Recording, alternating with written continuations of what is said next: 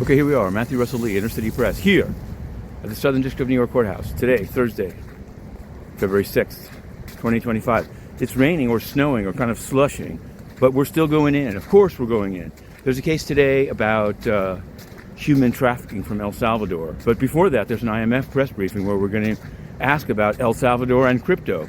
Same question that we try to put to the State Department. We're covering this case closely. So on that front, this is going to be an abbreviated slush version of the vlog. Actually, wait, hang on, if it's still visible. Mashinsky of Celsius has asked to delay his sentencing from April 8th to May 8th. There's still no ruling by the judge. The U.S. is actually opposing the delay. So we'll see. That's, we're also obviously covering Do Kwon and Luna, and we've written the book Crypto Death Spiral on that one. What can we say? Oh, Hypeville. Blake Lively, Justin Baldoni. The case we're covering here at SDNY, there's a new federal case. It was filed by a crisis manager in Austin, Texas. It's in the Western Texas District, Austin Division, and we're going to be covering that as well as we continue to work on a project. Now, there was a decision here that sort of crosses into the international sphere. Yesterday, Judge Cronin, here at the SDNY, in a lengthy and well-reasoned decision, found that Cooper Union can be sued by students that were a protest had them locked in. It's October 7th fallout in the courts. Now, ironically, Cooper Union is on the hook, at least the case goes forward.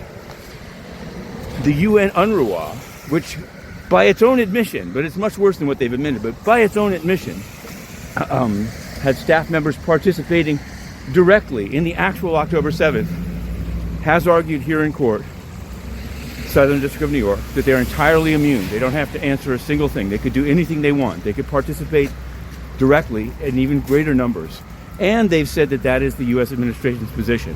That hasn't changed yet, and we're watching that docket quite closely to see where the rubber meets the road. We're also watching the UN, where Inner City Press remains banned from even entering.